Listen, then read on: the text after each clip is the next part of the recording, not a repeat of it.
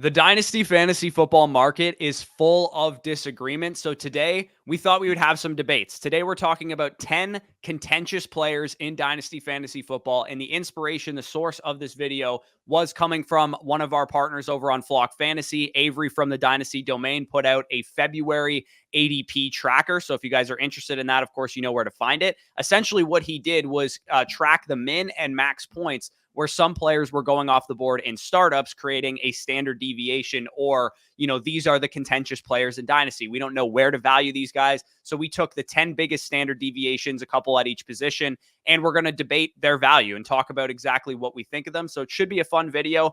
Before we get into it, Danny, how you doing?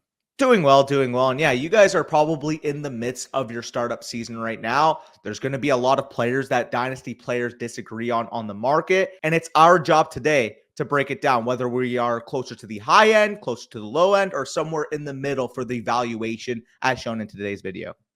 Yeah, for sure. So, of course, again, if you want access to this ADP database that Avery put out, of course, that's available on Flock Fantasy, as is our Wall Street Journal 1.0, our Dynasty Rookie Draft Guide with 30 players. We ranked them. We broke down their profiles. We wrote them up. All that good stuff that is live now on the site. So check that out down below in the pinned comment. But before we get into it, let's hit the intro.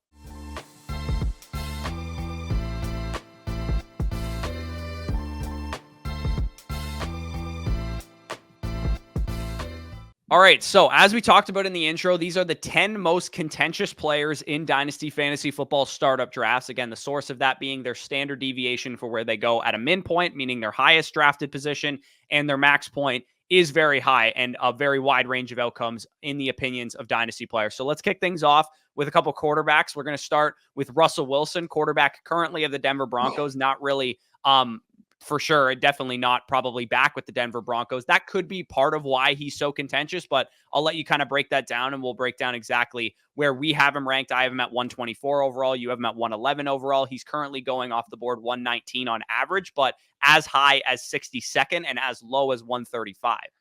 Yeah, and for each of these 10 players, like Corey had mentioned, I'm going to go through why they're contentious, what people that are high on them may think, what people that are low on them may think, and ultimately our thoughts. So the pro Russell Wilson people will point to his track record as being a quarterback one in fantasy, state that he's a lock to be a starting quarterback moving forward, given the fact that he had like 28 touchdowns last year. He had a bounce back year in relative terms compared to his year before. The anti-Russell Wilson people will point to the fact that this is a downward spiral for the Broncos. They benched him at the end of the season. They clearly want to get rid of him. He was only averaging about 204 yards per game. And obviously, there's an uncertain future moving forward. Does he sign as a bridge quarterback somewhere? Does he has the opportunity to potentially be a long-term starter? That's very uncertain at this certain point. So I'll kick it off with you. What are your major thoughts on the asset that is Russell Wilson? Yeah, like I said, I think part of the reason people are separated and far apart on where they value Russell Wilson is because we have no idea if he's going to be a starting quarterback or not. No idea if he's going to be a bridge quarterback. No idea if he's going to be a long-term starter. But the fantasy production wasn't bad last year. Quarterback 12 in points per game last year at 17.7. Like you said, 28 total touchdowns, 26 passing. He was pretty decent relative to what we came into the season expecting. And if you drafted him in like a super flex format, like way late, 10th, 11th round, 9th round, where he was kind of going last year, he probably paid off from a production standpoint. We just don't exactly know what to expect. Is he going to go to the Steelers and sign to be the starter? Is he going to go to the Falcons and sign to be the starter? Or is he going to go to Washington as a bridge quarterback because they want to bench Drake May for 5 games or 10 games at the beginning of his career? We have no idea. Yeah, no, absolutely. We don't have an idea right now, or maybe he hits the nuts. He goes to the Falcons. Like, there's a lot of uncertainty, and I'm willing to buy in on it at a certain price. If he's closer to that 119 price tag, he falls past the 10th round of my startups. That's when I'm targeting a guy like Russell Wilson. He's a classic quarterback 3 type of option. Again, if people are pushing him up their board, taking him in the 6th, 7th, 8th round of your startup, I'm completely out of that price because, like you mentioned, there's a lot of risk in the profile here. But if you can buy a cheap quarterback 3, maybe he has a bounce back year, gives you, like what Geno Smith showed a couple years ago where he got that contract extension, then it would be a worthwhile pick. But because of the risk level, I'm more in the 110 to 120 range for where I'd value him.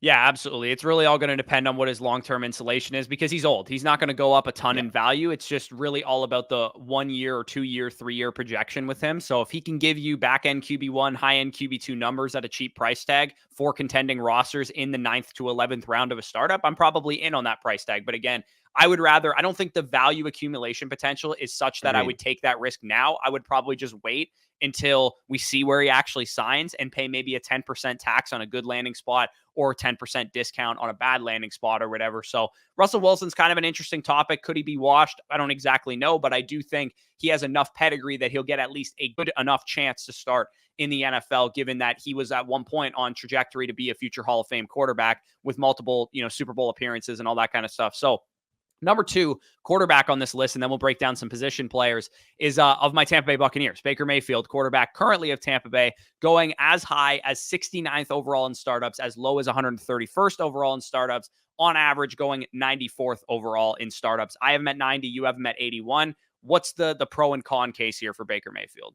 So the pro Baker people will point at he had a big bounce back year with the Bucs, the likelihood of him resigning with the team. I mean, you're a Bucs fan. There's a lot of reports that he wants to be a Buccaneer. The Buccaneers want to bring him back on a multi-year contract. And while the fantasy upside, I would say, isn't huge, he probably projects as a fringe quarterback, 15, quarterback 18 type of production. He'll have insulated value if he signs that multi-year deal. And out of the quarterbacks in this range, it's tough to say many of them have that level of security if he does sign that deal. The anti-Baker Mayfield people will point to the fact that he isn't yet re-signed. Although there's a lot of rumors that he could re-sign, he has not put the ink to the paper quite yet. Potentially losing Mike Evans to free agency if the Tampa Bay Buccaneers move on. Maybe he goes to the Texans or something like that. And of course, with Dave Canales leaving to go accept the Panthers job, he won't have that same offensive coordinator that he had success with this past year. Yeah, I mean, Liam Cohen was working with him with the Rams, so there's at least some continuity factor if he does come back. I trust Jason Light and Mike Greenberg to bring everybody back. Everybody said we were going to lose everybody after we won the Super Bowl, and they brought back, everybody that they needed to bring back. Carlton Davis, Ryan Jensen that year. I can't remember exactly who was a free agent, but Mike Greenberg and Jason Light worked their magic, and I think that they're going to do it again. I know we got the report that Mike Evans and the Bucs are like far apart. I would be shocked if Mike Evans actually hit the open market and actually signed somewhere else. They can't use their franchise tag on either Mike Evans or Baker Mayfield because they're probably going to use it on Antoine Winfield Jr., and I think they already have, or at least they're intending to. So a little bit of a sketchy situation here. But again, with Baker Mayfield, it's not like you're getting quarterback 12 to 10 production. He was quarterback 17 in points per game last year at 16.7. He had 28 passing touchdowns, which was good. He averaged 7.1 yards per attempt, which is definitely good. But I think for me, again, similar to Russell Wilson, I'm not really willing to take the risk on Baker Mayfield in a startup. If you drafted Baker Mayfield last year when he was worth nothing, or you traded for him low or something like that, that's fine. Just hold on to him and see what happens. Maybe sell him high if he gets a multi-year extension. But for me, I don't think I'm willing to venture into the unknown for a guy that was basically cast aside by the NFL just 1 year ago. And if he doesn't sign with Tampa Bay again, I'm sure the Broncos, the Steelers, the Falcons are going to be interested in him, but we don't know exactly how he's going to perform in those other landing spots. Because really, outside of a couple seasons or a couple stretches of play here in Cleveland, and then a good stretch of play with the Rams, and then this season with the Bucs, he has been up and down. He has been spotty, and franchises have been hesitant to commit to Baker Mayfield. Yeah, like you mentioned, they're a sharp front office. They should be able to get it done with one of the best players in franchise history. And even if they don't, they do have first round capital to be able to add a wide receiver to help Baker. And like you mentioned, I mean, Liam Cohen, very, very sharp OC coming from that McVay tree. Although he lost Dave Canales, I'm expecting Liam Cohen to be a good OC for Baker Mayfield to support the level of production we saw last year. So no real qualms in terms of the micro situation. But like you said, because it's Baker Mayfield, he doesn't really have a lot of value accumulation. But if you're getting him as a low-end quarterback too in a contending build, I'm not too mad about that.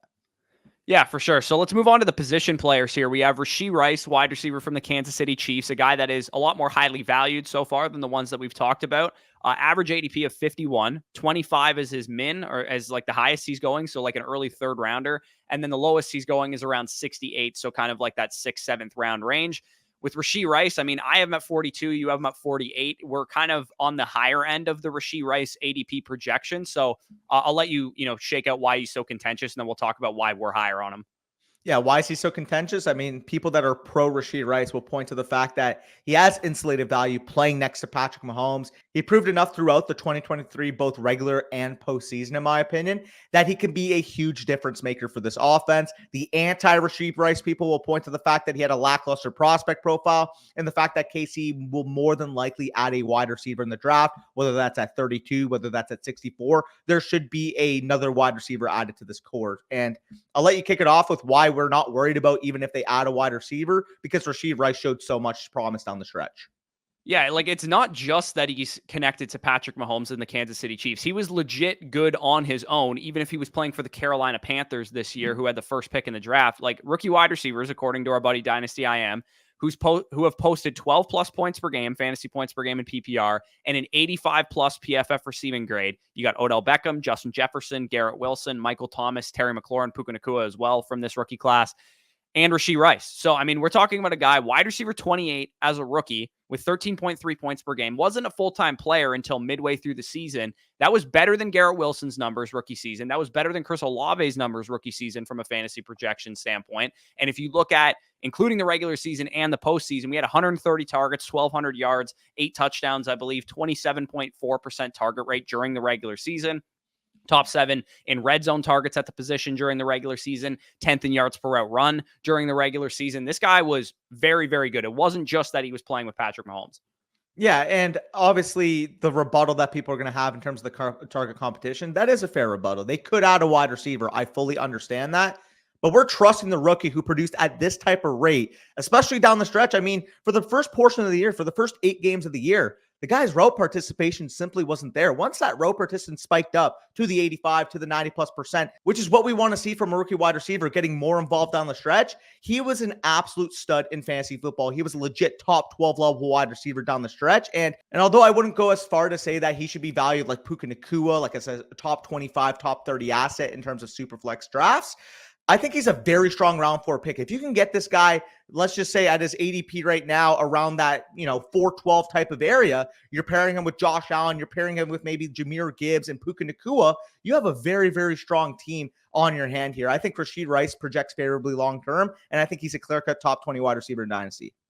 Yeah, I mean, there's no real difference between him after his rookie season and T. Higgins after his rookie season, even after they added Jamar Chase, because we're looking at a situation where we have a guy who's very productive on a per route basis, per target basis. And even if they add, and then they're not going to add somebody to the caliber of a prospect of Jamar Chase, even if they added Troy Franklin or added a Mitchell or something in the draft, or they sign, a free agent wide receiver, maybe the Broncos move on from Jerry Jeudy and they bring in Jerry Jeudy or something like that, you're still in a position where Rashee Rice is going to be well set up to at least be a 1B, a 1A, whatever situation you want to shake out for that Kansas City Chiefs wide receiver core. I'm very excited about Rashee Rice. I think he should be absolutely a 3rd, 4th round startup pick where we have him ranked. One guy that is not so exciting, he was definitely exciting last rookie cycle. Quentin Johnston, wide receiver of the Los Angeles Chargers, especially once he was drafted, 1st round draft capital to the Los Angeles Chargers to play with Justin Herbert, aging wide receiver core. Everything was set up for Quentin Johnston to have a great rookie season. His ADP now has since fallen to 139th overall, 105th the highest, 151st the lowest points that he's going at. Me and you both have him outside of our top 150, so we're actually even lower than ADP on Quentin Johnston. And why is he so contentious, Danny? Yeah, so I mean, the pro Quentin Johnston people will basically just completely write off his rookie season, and they'll point to his prospect profile, they'll point to his draft capital, and how not all rookie wide receivers start fast. That's going to be their excuse for why Quentin Johnston was so bad as a rookie. The anti-Quentin Johnston people will point to the fact that how bad his rookie year was and the likelihood that the Chargers will add a number 1 pass catcher in the NFL draft. They have a high 1st round pick. They've been linked to a lot of the top prospects. Would not be shocked if they added a Romo Dunze, a Malik Neighbors, or a Brock Bowers in this cycle. Yeah, I mean, maybe that would be good for Quentin Johnston long-term to not have to be the number 1 receiver. That could be like a pro Quentin Johnston take that somebody galaxy brains themselves into as well. But dog, this guy was wide receiver 84 in points per game this year with 5.5 points per game, despite, I would say, one of the nuts ranges of outcomes hitting where Mike Williams gets hurt. He tears his ACL. He's out for majority of the season. And Quentin Johnston still has a 58.7 PFF receiving grade, which was 84th among 96 qualifying receivers, 14% target rate, drops that cost them games, literally, not even just like drops that ended drives. There is nothing to take away positive from Quentin Johnston's rookie year. Yeah, before you guys go in the comments and are like, well, Quentin Johnston, we knew he was going to be raw in his rookie season. This guy was getting drafted in the 8th round with the assumption that Mike Williams would have been healthy last year. Like in best ball, he was going in round 7 and round 8. And I'm sure if the market had the knowledge of Mike Williams tearing his ACL, he probably would have been a top 5 round pick. So I'm not taking that excuse there. I understand if you thought he was raw coming in and didn't expect him to produce as a rookie, he wouldn't have been valued the way he was in best ball last year. It's clearly a disappointing year. What could go wrong went wrong for Quentin Johnston as a rookie. And people just buying him because he had that first round profile, because he was productive, because, your favorite model had him as an elite prospect.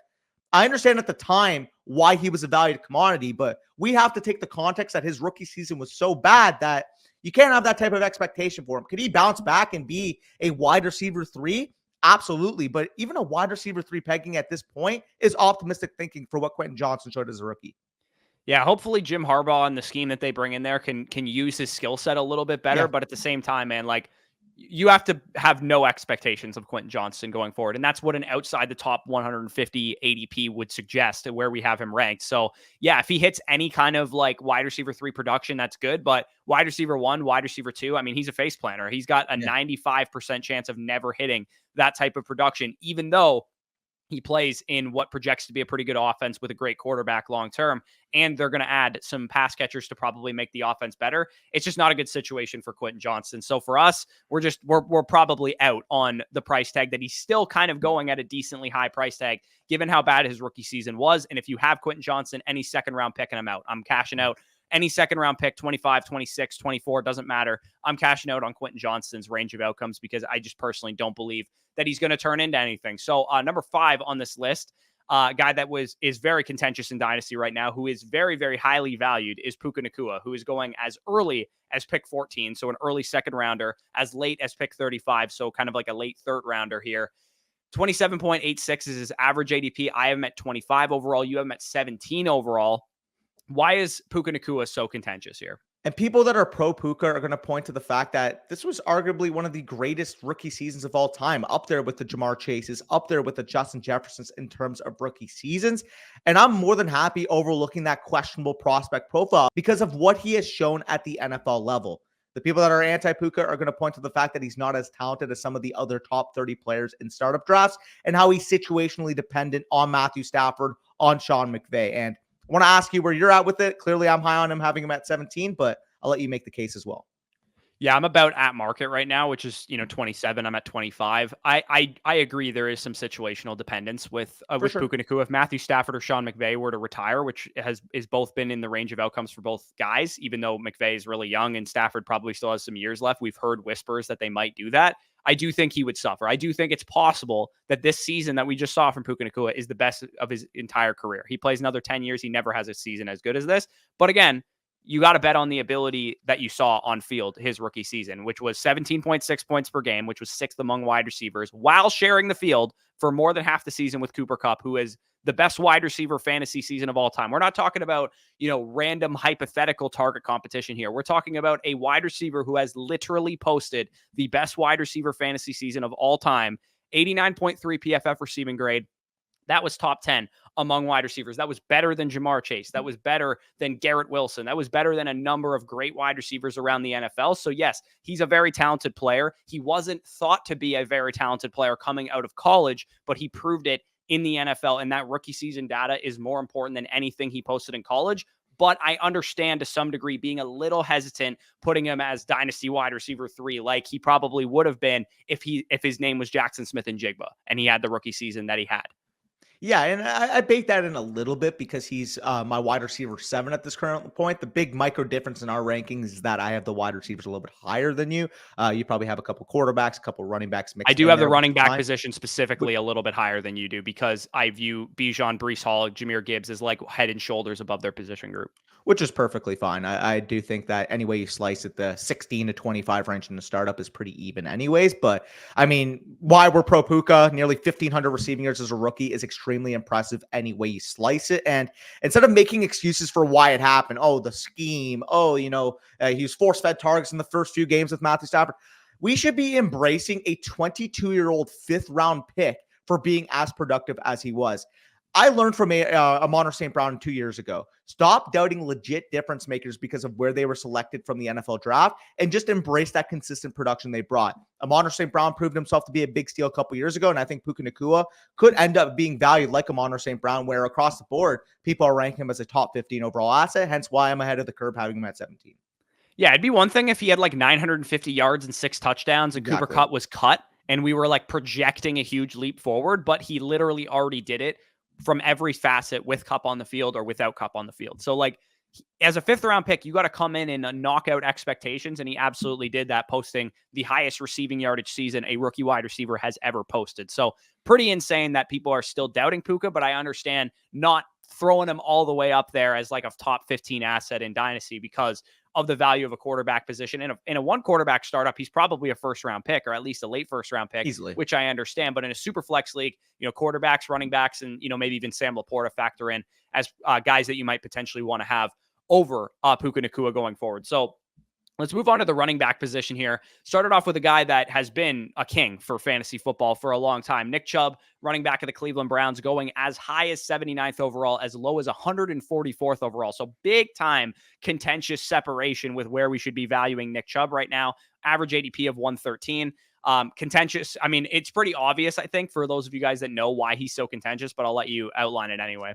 Yeah, I mean, people that are pro Nick Chubb are going to point to his sustained success in the NFL and how people haven't adjusted to his ACL news after the initial reports. Obviously, the initial reports, it looked bleak, man. We're like, okay, is this guy's career done? Like his leg basically folded in half. Like it was 2 surgeries too, which is something that people will point out.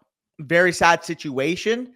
The anti-Nick Chubb people will point to the multi-ligament nature of his tear and how a late scheduled 2024 return plus no contract installation in 2025 make him far too risky of an asset moving forward.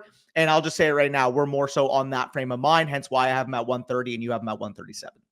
Yeah, I don't think it's outrageous to say that Nick Chubb could just win comeback player of the year next year because he's literally a borderline Hall of Fame talent. He's one of the best running backs, pure runners that I've ever seen play football. Yeah. So yeah, he could come back in, week 6 next year and just rip the NFL a new ass for the rest of the year because, I mean, he's been RB6, RB10, RB7, RB10 over the last 4 healthy seasons in fantasy with 15 to 17 fantasy points per game.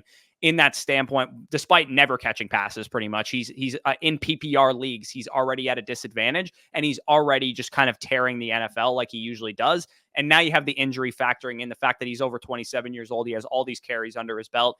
Again, I'm not going to really doubt Hall of Fame talents. I do think that Nick Chubb is a worthwhile, dart throw if you can get him for a late second round pick in a trade right now. It's just in a startup, I think he should probably fall a decent amount because he's a risky asset. And the same could be said for like J.K. Dobbins, who I'm also pretty high on. It's just difficult to project these guys to be great insulated assets. It's like there's a very good chance that Nick Chubb never has like RB2 or better production for the rest of his career.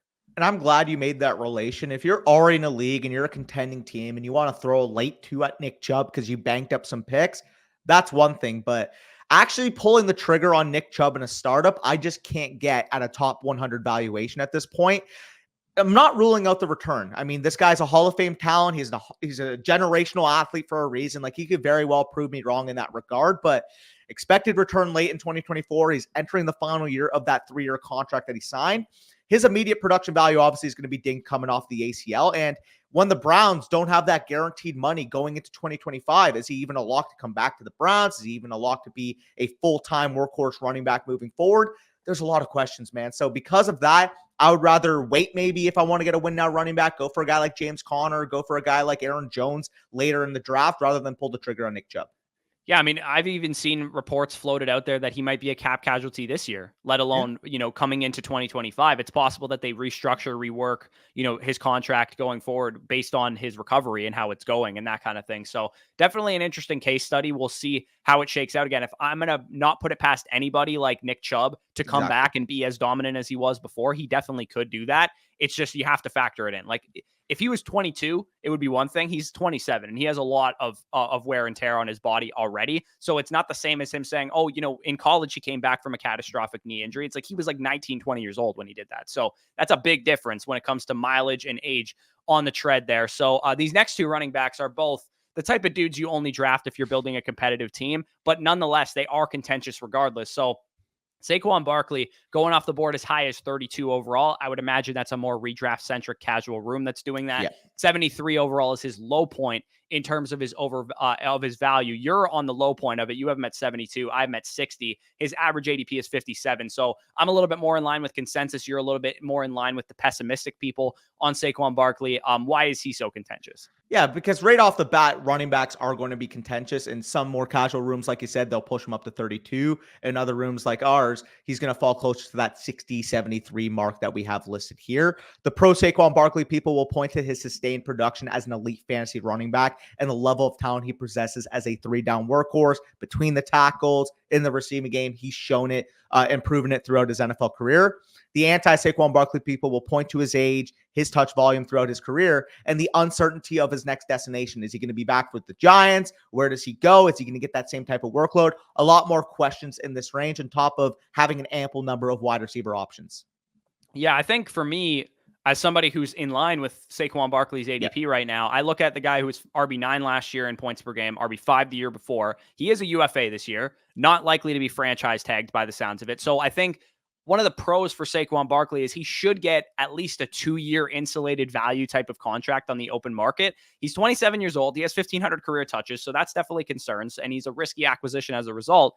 But I feel strongly that he has a few years left in the tank because we did miss a little bit of, tread on the tires when he was dealing with injuries. And he commanded a top 2 workload in the NFL last year with a top 5 target share. So he can do it as a receiver. Maybe as his career goes along, they, scale down whoever signs him, his rushing production. They add in a banger back to help spell him in that area and use him more as a receiver, like we've seen with Christian McCaffrey. I could see that happening as well. Whoever signs him is getting a 2 to 3 year workhorse back. Although the efficiency wasn't as good last year as it was the year previous, he's still capable of posting monster numbers. He's still capable of rushing in 15 touchdowns, of catching, 75 passes, of breaking off 10 long touchdowns of 40 plus yards any given season. Like, he has the ability to do that. So I'm kind of trusting the ability here. Again, he would be totally off my board if I'm building out a rebuilding team. But if you build out a team and a startup where you go like, let's say Joe Burrow in round 1, Kyler Murray falls to you in round 2, you grab Tyreek Hill in round 3, and you grab Stephon Diggs in round 4. If you get on the board in mid-round 5 and you're like, I need a running back to anchor my team, Saquon Barkley for a competitive build is not a terrible option. Yeah, that's fair. And again, I'm a bit more pessimistic on the longevity factor of Barkley due to the wear and tear and structurally avoiding this range of running backs. Like, for me personally, if I'm going to invest in a running back, I want to do it at the top or I want to backfill. I typically don't do it in the mid rounds given the wide receiver depth at hand in most startups. So that's just more of a structural thing for me. Why I'm at 72. I'd prefer some of the similar range wide receivers here, but there's no denying the talent that he possesses, the 3-down ability that he possesses. And I think projecting into 2024, he's a strong bet to be a top 10 overall running back. But the problem that I have is seeing him be a sustained workhorse role past this year. I think even if a team signs him to a 2-3 year deal, year 1's going to be the workhorse year. Year 2 and 3, I'm a little bit concerned that, like you said, maybe they add a hammer back, maybe they add, a receiving back to spell him. I don't think he can continue on this top 2, top 5 overall workload we've seen with the New York Giants. Hence why I'm a little bit more concerned. We saw the efficiency drop off also a little bit this year. Is he dependent on his workload? I think there's a lot more question marks than we've initially had with Saquon Barkley. I just want to go out there and say this elite talent's going to be able to produce an elite mark, but he's shown last year that if he's not getting that elite level of workload, I'm not necessarily sure he can recapture that elite efficiency. Yeah, I tend to be on the opposite side with Saquon. It's like, I actually kind of want a team to not use him quite as much as the Giants did. If he goes to the Texans, they'd have another back to spell him there. If he goes to the Cowboys, they'd probably have another guy that they could spell him there. So I'm hoping he goes to like one of those landing spots. Obviously, those landing spots are good because they have good quarterbacks and they're going to be high scoring offenses. But I mean, even worst case scenario, the Giants re-signed him to a 2 to 3 year deal. I actually think he would still be a pretty good bet because, like you said, you want to avoid the middle class of the running backs to some degree. But when they fall to like the 6th, 7th round and you have the ability to grab a guy that has a good RB1 projection, him and Josh Jacobs both kind of fit into this scenario as UFAs this year. I'm kind of okay with that because the running back position is so weak at the top that these guys still are top 10 to 12 dynasty running backs given what they can, be expected to do for the next couple of years. And speaking of a guy who is a little bit older, who puts you in a competitive window the second you draft him, Christian McCaffrey going off the board right now, 22nd overall. So he's a late 2nd round pick on average as high as 10th overall. So that's, again, another redraft centric type of room that we're talking about. 32nd overall is the low point of Christian McCaffrey. So at the least, worst case scenario, he's probably a mid third round pick in most leagues. With CMC, I mean, we're more in line with the lower case scenario. I have him at 30, you have him at 32.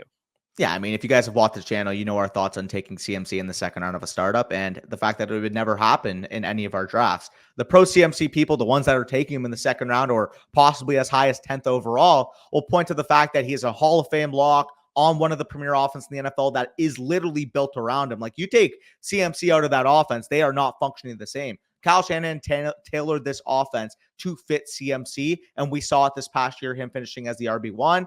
And not to mention, going into 2024, he's a near lock to finish as a top 1 to 3 running back in fantasy should he stay healthy. The anti-CMC people acknowledge just how volatile his value is in a startup and recognize that taking an old running back that high is investing in an illiquid asset with no value protection.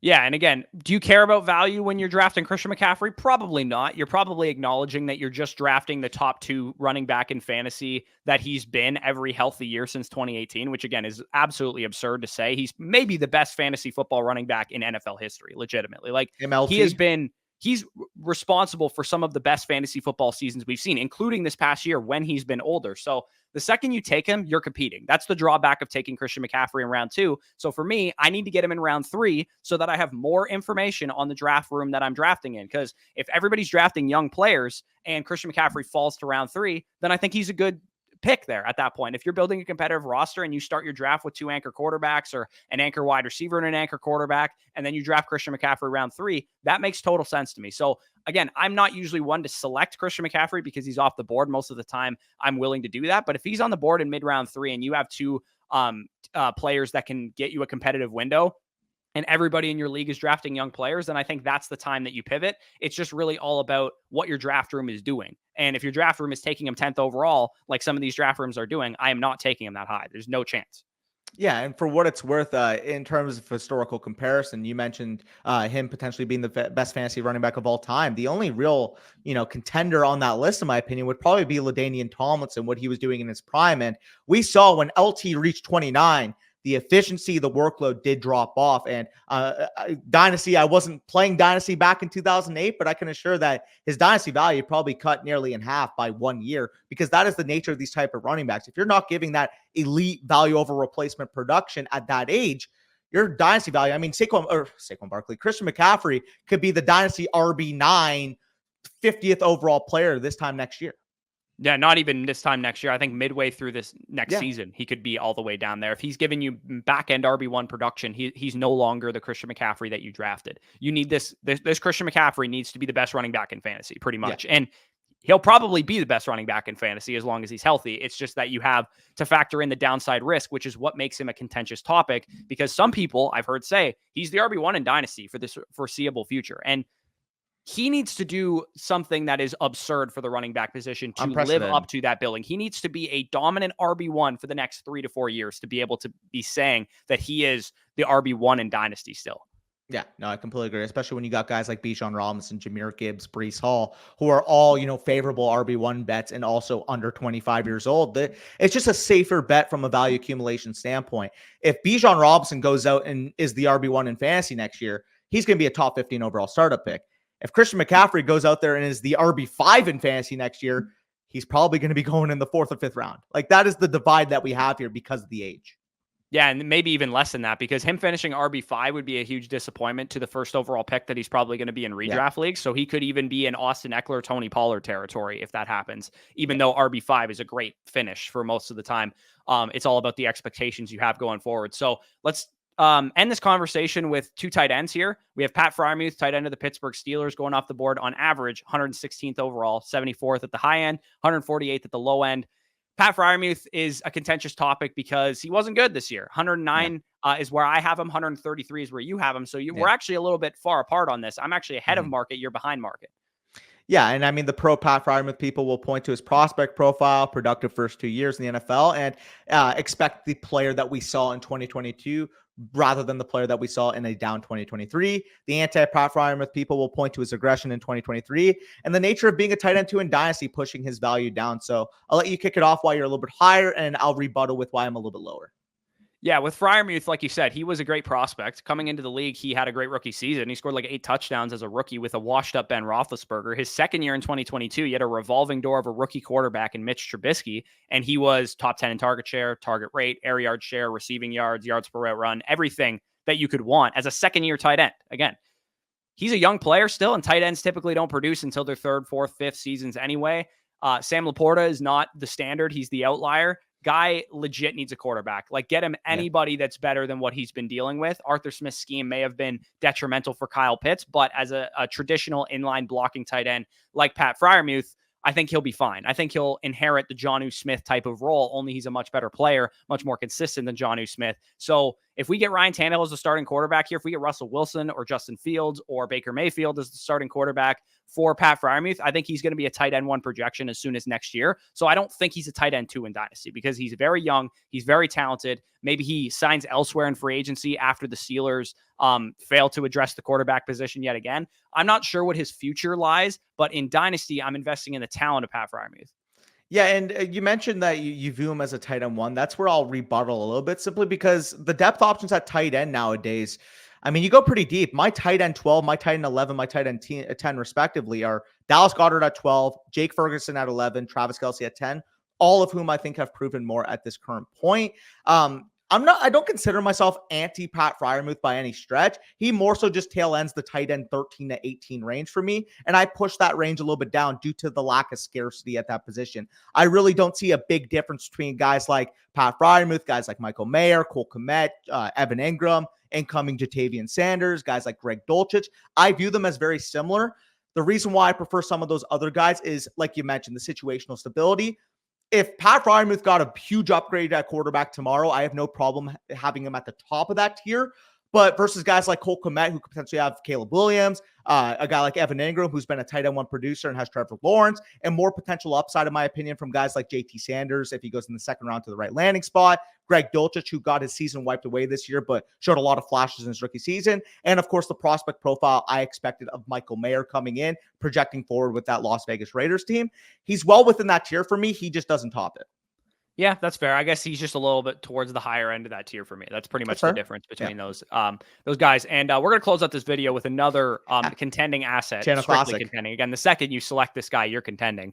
Travis Kelce, tight end of the Kansas City Chiefs, has threatened retirement recently. Yeah. And it sounds like, in my opinion, he's done after this coming season. He's going for a three-peat. I understand it. Nobody's ever done it in the NFL.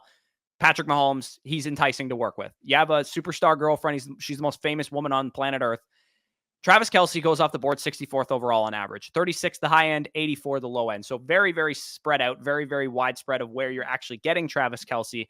I have him at 101, which is lower than his low end. You have him at 102, which is lower than his low end. So we are staunchly anti-Travis Kelce. But why are they so contentious? What are the pro-Travis Kelce guys talking about?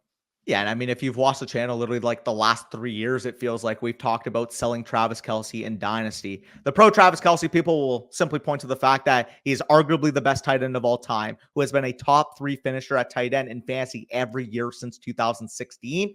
The anti-Travis Kelce people will point to the fact that he's arguably entering his last NFL season, like you mentioned. He showed signs of regression at...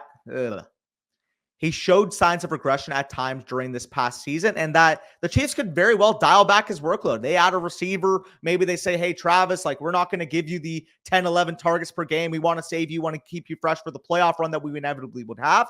I typically wouldn't make that case of any other NFL franchise, but I can make that case with the back-to-back champions that are the Kansas City Chiefs. Yeah, it's so difficult with Kelce because, I mean, he's been tight end 1 or 2 every fantasy season since 2016. Like, that's pretty insane production. Remarkable. And I talked about McCaffrey being the best running back in fantasy history. Kelce's probably the best tight end in fantasy history, including Gronkowski, including Gonzalez and all those type of guys. He was banged up last year. He missed 2 games, and he regressed 4 fantasy points per game from his 2022 season. He's still a top 3 redraft tight end, most likely, from a projection standpoint, but he's probably a 1-year rental in Dynasty. And with Travis Kelce, I think the thing that people forget is when we were telling you to sell Travis Kelce last offseason, you could have gotten a late first and a mid-second for him. That late first and mid-second might have become Zay Flowers and Rashee Rice, or Devon Achane and Sam Laporta. Like, you might have like absolutely woodshedded somebody with a trade like that, and you can still given this 36th overall high-end ADP, you can still get a first-round pick for this guy. And in any kind of tight end premium, you're probably getting more than that. Yeah, in some leagues, if you can get first-round capital, absolute smash. I mean, I'll ask you this question. You get an offer right now. You have Travis Kelce, and someone's willing to offer you a 206 this year in this upcoming rookie draft. Not based on what the market thinks, based off what you think. Are you taking that deal? If I was a contending team that was set to win this year, I would not take that deal. But if I was trying to sell off assets and I was trying to rebuild, I think that's probably an appropriate price tag for Travis Kelce. But like I said, I would want more than that because I think I can get more than that.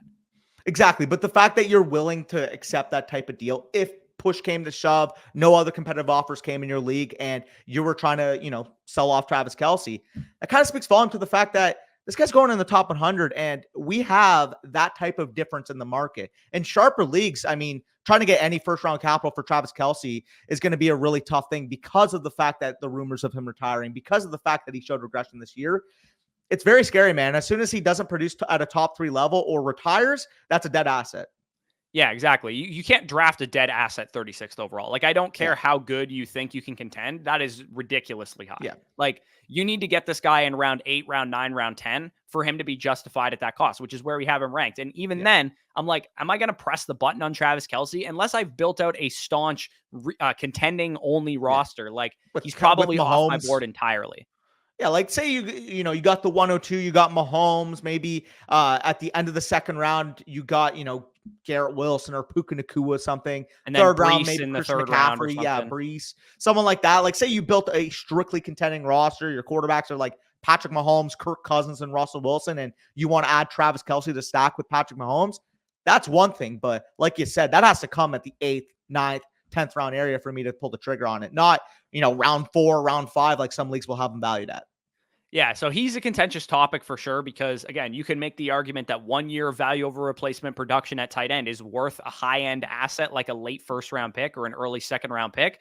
But again, I point to you like how good the classes have been, how much I trust my own scouting ability to draft the best players. Again, that pick could have became Quentin Johnston. I'm not going to discount that. It's possible that you give up Quentin Johnston, and that's not good. Obviously, are you really sleeping at night, though? Kelce.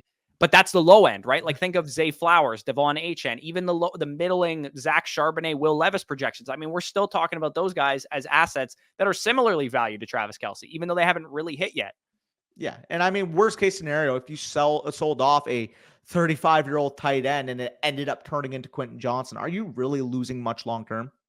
No, not really. And at the same time, too, like you don't have to spend that pick. Like if you get the 109 for Travis Kelce and you don't like this rookie class or you don't want to draft Brian Thomas Jr., whatever player is going to be there, you could get a better asset to compete with the 109. You can get I guarantee you probably get Mark Andrews for the 109 in this year's rookie class with all the hype that it's getting. Yeah, and I mean, maybe if you're in a league that sells Kelce for the 109, that probably means that Mark Andrews is worth like the 105. So maybe that's not attainable for Milo and Hawkinson with the 109 then. Yeah, I mean, there's other options. Dalton Kincaid, Kyle Pitts. Like, there's other options to transition off of Travis Kelce, especially to get younger at tight end. Yeah, so bottom line is don't draft a guy that could retire in the 6th round or the 5th round or the 4th round. Like when Tom Brady was 44 years old and he was going to give you one more year of good production, he was like a 12th round starter pick. And that's kind of where Travis Kelce belongs, to be honest. Maybe a little higher because his position's a little bit more scarce, but not much more than that. So that is the end of this video, a little bit longer, but again, 10 players the Dynasty community has no idea where to rank or where to take in startups. That's what we tackled in today's video. Again, let us know down below what you thought. Do you want us to do this again with just different players? We could definitely do that. Yeah. I mean, we have fun talking back and forth about the range of outcomes of Dynasty players. I'm sure you guys want to know about certain players. Maybe we'll farm it out to you guys specifically next time, how you don't know how to rank certain players. We could do that as like a Q&A basis, but let us know down below what you think. Again, flockfantasy.com, promo code FSE is the inspiration for this video. We had Avery from Dynasty Domain actually put out this February ADP list that's up to date, that exactly is factoring in everything that you're factoring in, free agents and all that kind of stuff when you're doing a startup draft. So that's definitely a great resource, as is our Dynasty Rookie Draft Guide. The Dynasty Wall Street Journal 1.0 is out right now with our top 30 rookie rankings for Superflex leagues, with one quarterback leagues, with our prospect profiles, our prospect write-ups, pro comparisons, grades, everything that you guys would need to know about the biggest assets in Dynasty rookie drafts. Version 2.0 will be coming out in mid-March. We'll have combine updates. We'll have 20 more prospects that we're talking about to give us an even top 50. And then probably closer to the NFL draft or after the NFL draft, we'll add in our favorite sleepers, our favorite values, our favorite busts, all that kind of stuff. So if that interests you, link will be down below in the pinned comment. But with that being said, peace out, and we'll talk to you soon.